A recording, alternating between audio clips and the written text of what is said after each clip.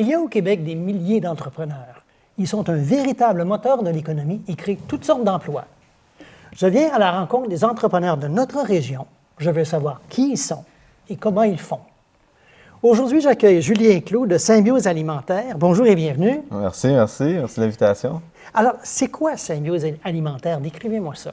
C'est une drôle de vite. Dans le fond, nous autres, on fait de la fermentation alimentaire. T'sais, au Québec, on connaît les yogourts, le fromage, la bière, ces affaires-là. Nous autres, on fait des trucs un peu plus funky à l'asiatique, du kimchi. On fait du tempeh, qui est une base de protéines. On fait aussi du shoyu, qui est l'origine de la sauce soya. Et plein d'autres petites affaires aussi autour. On travaille beaucoup avec les grands chefs et compagnie. On va vouloir parler un peu de tout ça, mais une chose qui m'intrigue, c'est que quand on voit Symbiose Alimentaire, on met l'emphase sur « ose » et « terre ». Ouais. Pourquoi? Bien, parce que ça reste que c'est un projet qu'il fallait oser. Parce que d'une part, il y a 12 ans en fermentation au Québec, on n'entendait pas beaucoup parler de ça. C'est aussi des processus de fabrication qui sont nouveaux genres, donc il faut travailler avec les réglementations pour pouvoir y être. Puis c'est un marché qui était à l'époque quand même relativement petit, fait qu'il fallait oser quelque chose de différent. Et il y a aussi notre modèle de production participative de kimchi qui est assez audacieux. Et puis, il faut oser faire un pas vers la terre, donc prendre soin de la terre, prendre soin des agriculteurs, prendre soin de notre lien à la nourriture qui est fondamentalement un lien d'intimité avec la terre. Fait que tout ça, c'est plusieurs jeux de mots qui créent un sens un peu plus profond pour nous autres, là. Êtes-vous une entreprise genre typique à faire des profits ou à vocation sociale? Bien, on fait des profits, là. OK, On mais... pourrait pas vivre, mais oui, on a une vocation quand même assez sociale dans le sens où est-ce que, comme par exemple, je parlais de la célébration du kimchi, on pourrait y en revenir, mais tu sais, c'est vraiment, on choisit de maintenir notre production de kimchi et de choucroute à échelle humaine pour plusieurs raisons, dont briser l'isolement des producteurs, rassembler la communauté, partager le savoir-faire. Mais aussi, mettons, d'un point de vue strictement business, nous autres, on choisit d'être zéro déchet, d'avoir des emballages qui sont compostables en milieu naturel, d'aller chercher nos ingrédients biologiques locaux. Donc, on se crée des limites aussi pour avoir un impact plus environnemental aussi, qui de facto avoir un impact social. Vous existez depuis quand? Symbiose, ça fait 8 ans que l'entreprise existe en termes d'entreprise individuelle. Là, on vient d'incorporer, mais moi, ça fait 12 ans que je suis en fermentation. Puis à l'époque, on avait fondé une coopérative qui s'appelait l'Effet Versant, avec laquelle on faisait les célébrations du kimchi. Mais ça, tout le projet, ça fait un bon petit bout de temps, là.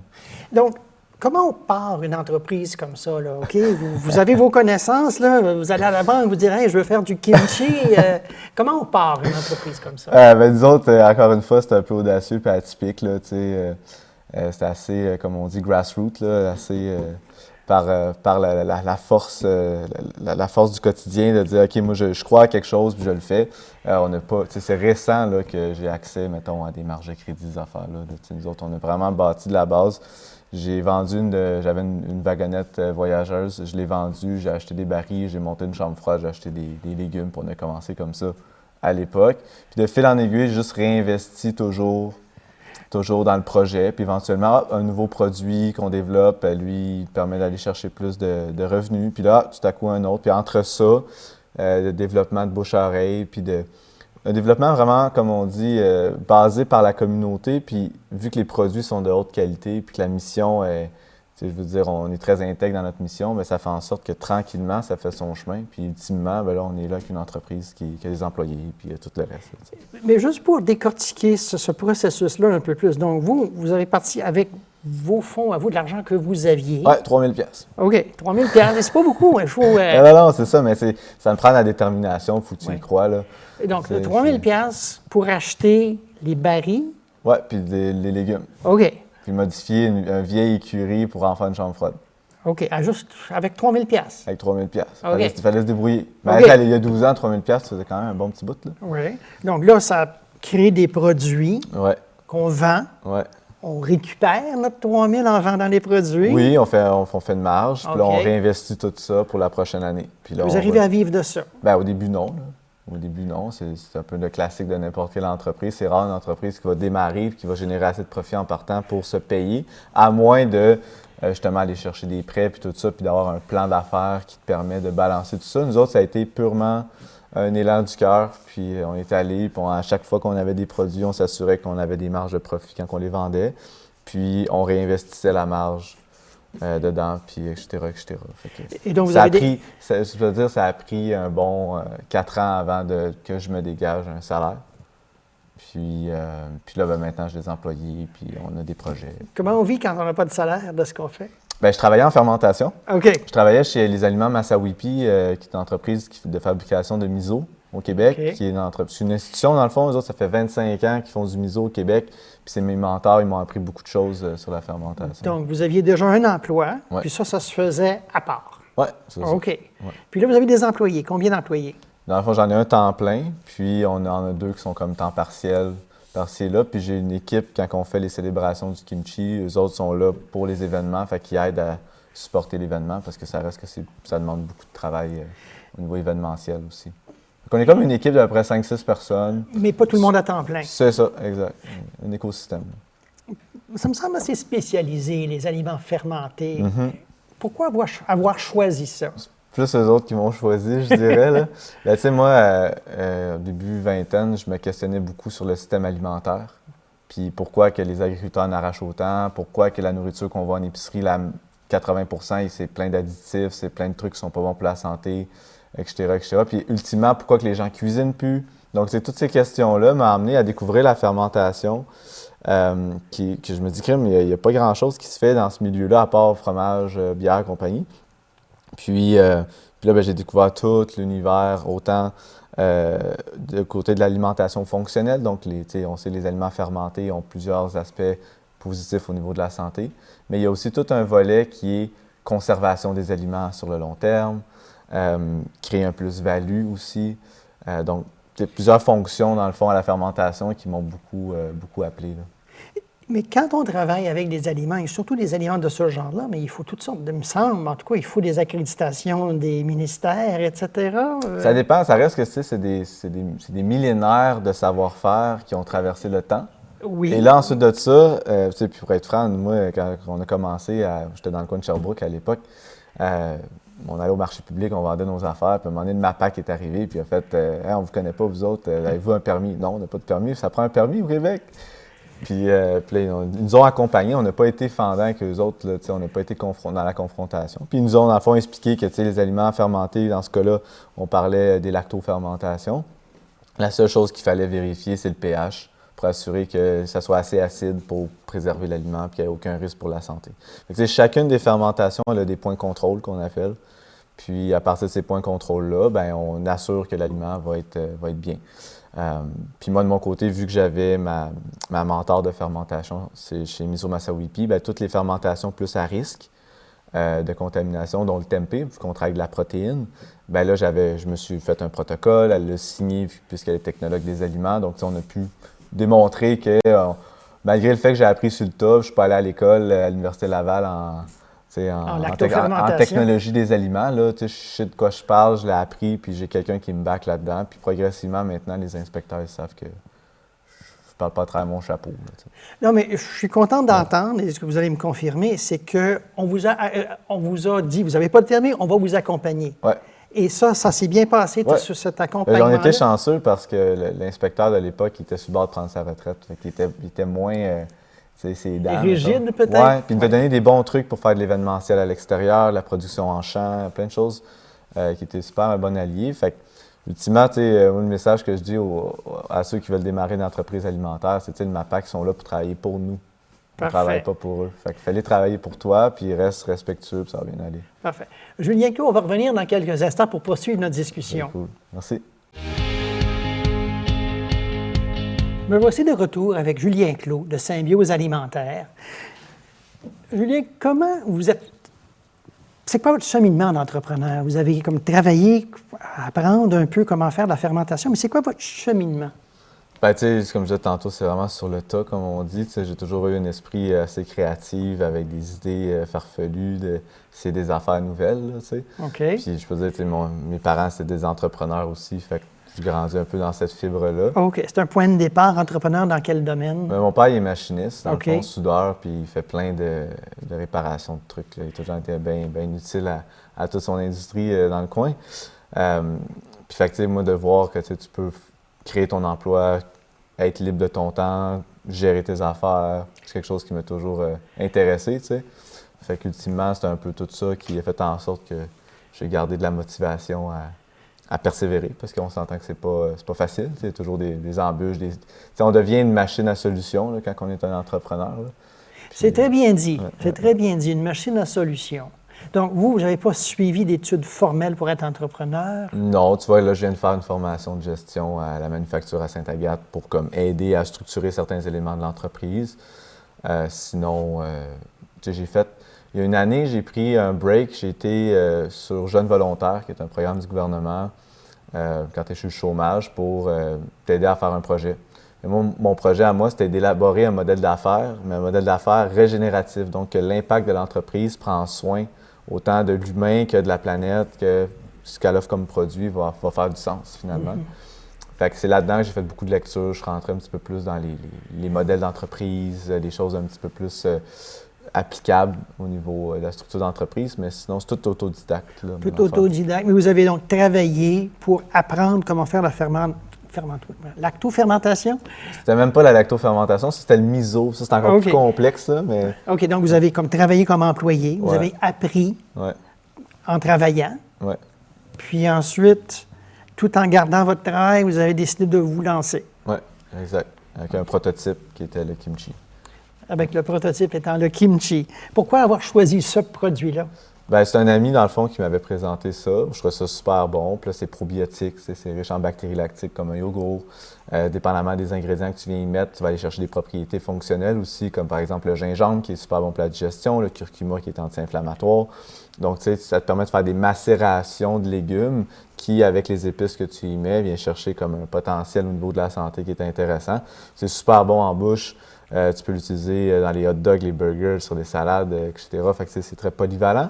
Et en plus, ça te permet de conserver les aliments. Fait que quand t'es l'automne, tu as plein de légumes dans le jardin ou les fermes ne savent plus quoi faire des légumes parce qu'il y en a trop, bien là, on peut les transformer, puis ça prend moins de place qu'un légume frais. T'sais, quand tu prends une tonne de choux, puis tu la transformes en choucroute, ça se condense, puis ça prend moins de place aussi au niveau de la conservation, moins de place de chambre froide, etc., etc. D'où vient l'intérêt pour la durabilité environnementale? Moi, je dirais que c'est le programme du gouvernement à l'école. Ah oui? Mais ultimement, non, tu sais, en réalité, tu sais, c'est ma famille, tu sais, moi, j'ai grandi dans le bois, j'ai tout le temps été proche de la nature, etc. Puis là, ben, à l'école, c'était comme la réforme scolaire, c'était les changements climatiques, c'était toute cette affaire-là, tu sais, mais ça reste que Oui, ça ne résonne pas avec tout le monde, ces affaires. Non, c'est sûr, tu sais, puis à la base, moi, c'est parce que je suis grandi dans le bois, puis j'étais OK. proche des éléments que j'ai toujours trouvé ça important. Puis chez nous, on avait toujours un jardin, ma mère, elle faisait des conserves, tu sais, on était vraiment proche de ce mode de vie sain-là, où est-ce qu'on n'a pas besoin d'additifs puis de cochonneries dans notre bouffe. Là. En tant qu'entrepreneur, qu'est-ce que vous avez eu à apprendre? Eh boy, on a combien de temps? Là? Mais je te dirais qu'un des trucs fondamentaux, c'est d'apprendre à la gestion de l'anxiété puis du stress, de vraiment être capable d'être en point de recul, de prendre un recul sur les choses, parce que c'est tellement... toujours quelque chose, comme je dis, tu deviens une machine à solution ou tu deviens un pompier qui éteint des feux puis qui essaie de structurer les affaires pour qu'il y en ait moins de feux, tu sais. Fait que si on devient anxieux puis stressé sur toutes les affaires, oublie ça, ça marche pas, tu sais. C'est quoi la solution pour ne pas devenir anxieux et stressé? Ben, tu sais, il y a un certain détachement face aux choses, tu sais, la Terre n'arrête pas de tourner parce que, je sais pas, moi, ton comptable a fait une erreur, là, tu sais, c'est comme apprendre à lâcher prise, puis bon, tu sais, moi, personnellement, tu sais, j'ai une approche un petit peu plus contemplative puis pleine conscience dans ma vie, fait que ça m'aide beaucoup, là. Mais il a fallu que je passe par des moments assez stressants aussi pour réaliser que finalement, ça tourne pareil. Puis, à l'envers, qu'est-ce que vous trouvez le plus facile dans ce que vous faites? Ben, tu sais, tout ce qui est le côté créatif, vendre le produit, tu sais, expliquer aux gens, tu sais, c'est quoi les bienfaits des produits, tu sais, enseigner.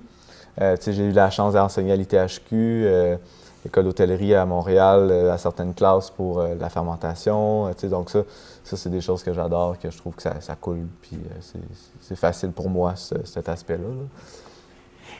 Tout entrepreneur porte plusieurs chapeaux. Décrivez-moi une journée typique. Une journée typique. Ça va tourner autour de prendre les commandes qui sont rentrées dans les... Mettons, on rentre le lundi, là, c'est quoi les commandes qui ont rentré depuis la fin de la semaine dernière? Mais qui rentrent quoi? Sur Internet? Oui, c'est ça. Sur Internet, là, on structure ça parce que j'ai des canaux de communication avec les chefs directs, avec texto, j'ai des canaux email, j'ai des formulaires de commandes. Fait que là, c'est de regrouper ça, s'assurer qu'il ne manque pas de matériel puis d'ingrédients pour la production qui est en cours. S'assurer que tout ce qui est au niveau de la comptabilité, il y a un suivi sur les paiements qui sont en retard. Après ça, ça va être d'aller préparer les commandes, mettre ça dans le camion, préparer les routes de livraison, faire les livraisons. Des fois, on fait des livraisons jusqu'à Sherbrooke, jusqu'à Québec. Fait que là, il faut comme toute la logistique de mise en place de ça. Puis, il y a un suivi de projet aussi. Un suivi de projet. Par exemple, là, on travaille sur des emballages pour notre tempeh. Là, ça, on est rendu dans le branding avec l'infographe. Y a-t-il des changements de prix au niveau du marché entre-temps?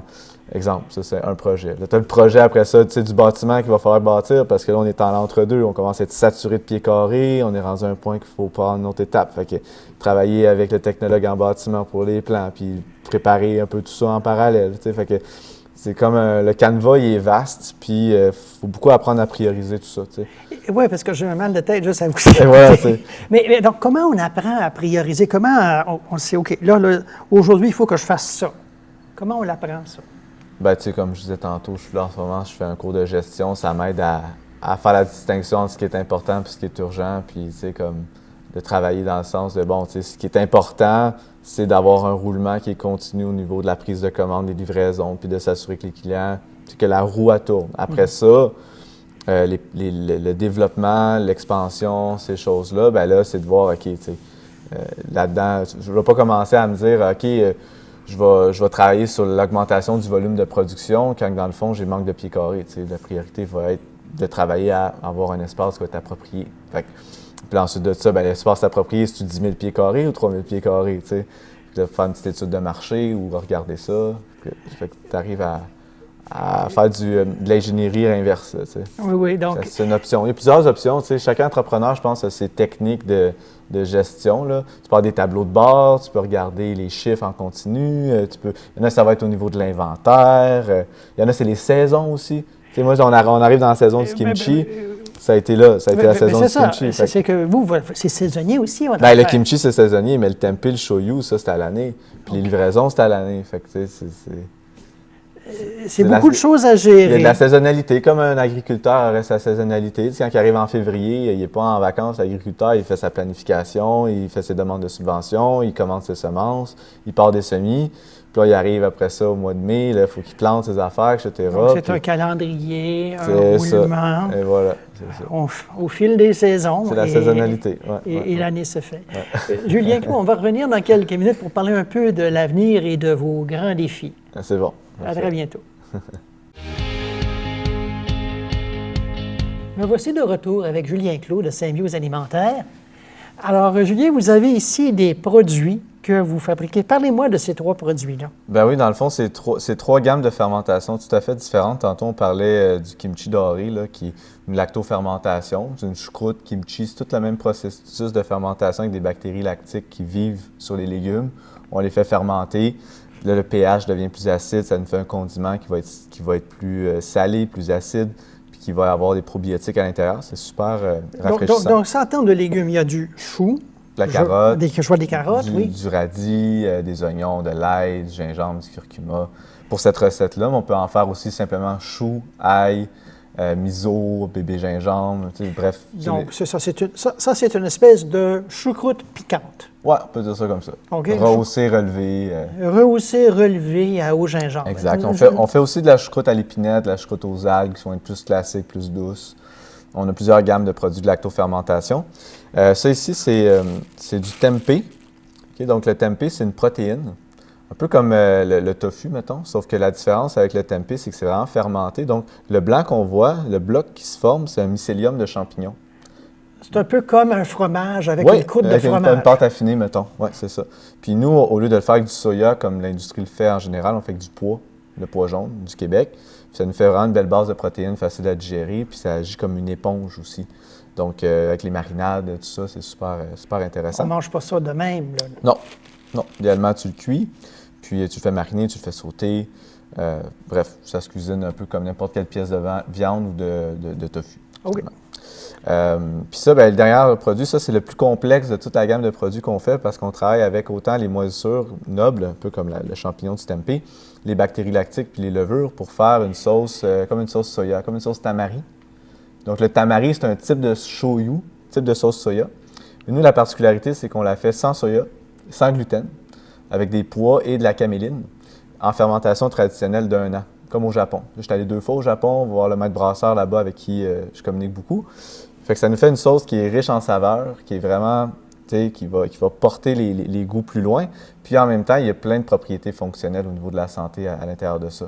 Puisqu'on ne vient pas accélérer la fermentation ou que c'est pas juste des additifs comme dans la sauce soya qu'on peut acheter à l'épicerie. Et pour quelqu'un qui a des intolérances au gluten, par exemple, ça permet d'utiliser une sauce soya, ou l'équivalent de... Oui, exact, tout à fait. Puis les gens qui sont intolérants au soya aussi, parce que ça, il y en a de plus en plus. Là. Alors, avec tout ça, c'est quoi votre défi? Bien, c'est 3 gammes de produits qui sont, mettons, en épicerie. Non, mais pas juste pour ces produits-là. En général, pour Symbiose Aliments, c'est quoi les grands défis auxquels vous faites face? En ce moment, puis où est-ce qu'on s'en va, mettons? Oui. En ce moment, c'est vraiment une question de valeur versus ce que le marché offre. C'est, par exemple, le tempeh, les emballages en milieu de compostable en milieu naturel sont chers, sont durs à trouver. Fait que là, on est là-dessus à essayer de réduire les coûts au niveau des emballages pour pouvoir permettre au tempeh d'aller dans les grandes surfaces. Puis ça, bien, ce saut-là vers les épiceries de quartier pour aller vers les plus grandes surfaces, c'est un grand saut. C'est un très grand défi. Pour ce qui est de la sauce shoyu, là, c'est le pied carré qui nous manque parce que c'est une fermentation d'1 an, donc ça nous prend plus d'espace. Donc là, on est sur des plans pour une bâtisse pour aller nous chercher le pied carré puis l'espace nécessaire pour qu'on soit...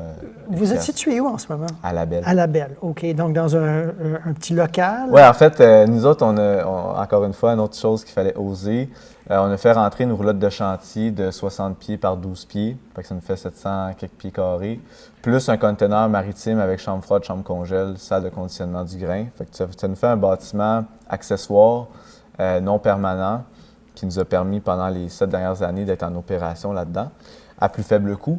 Sauf qu'à un moment donné, ça arrive qu'il y a des limites là, à plusieurs égards à ce niveau-là. Donc, ça a été un défi au niveau réglementaire avec la Ville de La Belle de pouvoir permettre l'usage de ce type de bâtiment-là. On a réussi à faire des beaux progrès là-dessus. Puis là, bien, entre-temps, on arrive à un point où c'est saturé, puis on peut passer à la prochaine étape. Donc, ça nous a beaucoup aidé. On n'aurait pas pu louer un espace commercial pour commencer à faire des produits d'innovation aussi nichés que ça, puis payer, je sais pas moi, 2000 $ par mois de loyer, là, ça ne le ferait pas. Fait que le fait d'avoir été propriétaire en partant d'une coquille pour pouvoir faire nos affaires, bien, ça nous a permis non seulement d'innover, ça c'est 3 gammes de produits, mais on fait de la prune fermentée pour les chefs qui ont gagné des étoiles Michelin, par exemple. On fait des mélanges de shoyu avec des bouillons de champignons pour aller chercher d'autres types de fermentation. Donc, il y a beaucoup d'autres produits d'innovation derrière ça qu'on travaille avec les chefs, qu'on n'aurait pas pu se concentrer là-dessus si on avait eu à payer à chaque mois un gros loyer. T'sais. Mais là, les volumes sont rendus suffisants pour nous permettre de dire, OK, là, on va se bâtir quelque chose qui va correspondre à nos besoins. Fait que ça, c'est un gros défi. Ça, c'est clairement un très gros défi qui se présente. Mais c'est un beau défi. Bien, c'est un très beau défi. Il n'y a pas de défi qui n'est pas beau. Ouais. Ça dépend juste comment tu te positionnes. S'il y a une tempête qui se passe, l'important, c'est de te mettre au cœur de la tempête. Parce que si tu te mets en plein dans la tempête, sur le côté, tu vas manger le vent d'en face. L'œil de l'ouragan, c'est plus calme à l'intérieur. Et voilà, c'est ça, exact. Vous faites affaire, je pense, avec ça vient de produits de la région ici, là, par exemple le chou, les carottes. Les matières premières, ça? Oui. Oui, bien, les matières premières, dans ce cas des légumes et tout ça, c'est fabriqué directement sur la ferme où est-ce qu'on prend nos légumes. Fait que, ici à Mont-Tremblant, c'est au Jardin sans pépins. Eux, ils produisent nos légumes. On vient faire la célébration du kimchi sur place. Parlez-moi un peu de la célébration du kimchi. Là, c'est un événement annuel depuis plusieurs années, puis vous en faites dans plusieurs régions aussi. Parlez-moi un peu de ça. Donc, dans le fond, c'est un modèle de production participatif. Ça fait en sorte que toi, tu vas apprendre à faire du kimchi, de la choucroute, tu ne sais pas comment ça marche, tu peux venir. Tu viens apprendre à le faire avec nous. Tout le temps que tu viens mettre à faire du kimchi avec nous, tu peux repartir avec du stock aussi. Donc, c'est dans la bonne entente. C'est convivial, les enfants sont bienvenus. Donc, c'est comme une grande fête où est-ce qu'on met la main à la pâte, on râpe du chou, on mélange du chou, on apprend c'est quoi la lactofermentation. C'est une journée. Ça, une journée spécifique? C'est plusieurs journées. OK, ça se passe sur plusieurs journées, une fois par année dans chaque région? Oui, exact. OK, donc on se réserve, on peut aller en ligne pour se réserver une place? Pour s'inscrire. L'événement est gratuit à tous. Okay. Mais si vous voulez avoir accès à la banque de kimchi qu'on appelle, qui est dans le fond les heures échangeables en kimchi, donc les points, ces affaires-là, vous devenez membre Symbiose. Okay. Puis il y a un frais de 15 $ pour être membre. Puis après ça, vous pouvez échanger votre implication en kimchi choucroute. OK, parfait. Et donc, les gens vont partir un peu avec leur kimchi après. Oui, et le savoir-faire. Et le savoir-faire. Puis avoir fait des belles rencontres, etc., etc. Fait que ça c'est sur place. Fait qu'à Charlevoix, on fait la même chose sur une autre ferme à Charlevoix. Les légumes poussent là. C'est la communauté plus de Québec puis Charlevoix qui se mobilise à ce moment-là. Puis sinon, les pois jaunes, ça vient de Joliette. C'est des producteurs de pois jaunes biologiques qui nous fournissent. Puis la caméline qu'on utilise dans le shoyu, ça vient de Signé Caméline, dans la compagnie qui fait de l'huile de caméline au Québec depuis plusieurs années. Là. Et ça, c'est dans quelle région, ça? Eux sont dans le coin de Napierville. OK. Puis on utilise le résidu du pressage. Quand ils pressent pour faire l'huile de caméline, le résidu solide qu'on appelle le tourteau, ça c'est riche en protéines. Puis pour nous, en fermentation, c'est super. Fait qu'on récupère ce résidu-là, puis on crée un plus-value avec. Question un peu étrange, le kimchi, est-ce que assez de gens le connaissent? Le sirop d'érable, tout le monde connaît le sirop d'érable. Je pense qu'il y a plus de gens qui connaissent le kimchi sur la planète qu'il y en a qui ne le connaissent pas, parce qu'on s'entend que les Asiatiques en consomment beaucoup. Peut-être, mais ici... Mais ici au Québec, je dirais qu'en 10 ans, il y en a de plus en plus. Là. Les gens connaissent... tu parles de choucroute, les gens connaissent la choucroute. Le kimchi fait sa place. Il y a plein de compagnies de kimchi aujourd'hui. Là. Avant, quand on a commencé, on était 2. Puis là, à cette heure, je pourrais en compter 8, là, facile. Donc, c'est quelque chose qui se fait de plus en plus connaître. Là. Parfait. Ouais. Bien, Julien Clos de Symbiose Alimentaire, merci beaucoup. Ça fait plaisir. Alors, voici, c'est la fin de cet épisode d'Entrepreneurs en action. Je m'appelle Daniel Drolet. Je vous invite à visionner les autres émissions de la série. Je vous invite aussi à nous suivre dans les médias sociaux et à TVCL. Merci, bonjour.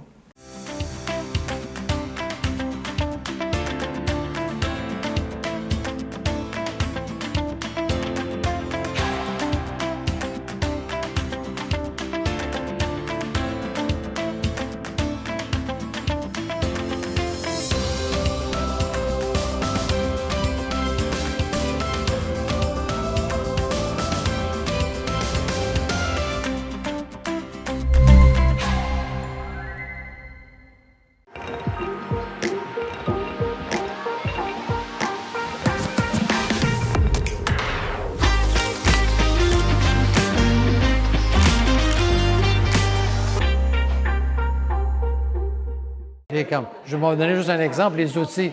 Les outils que son grand-père utilisait, perfectionnés par son grand-père, perfectionnés par son père, puis que lui, il utilisait quand il était en actif au point de vue administratif. Donc, tout ça pour vous dire que c'est un super de musée. Je suis content d'associer mon nom à ce musée-là.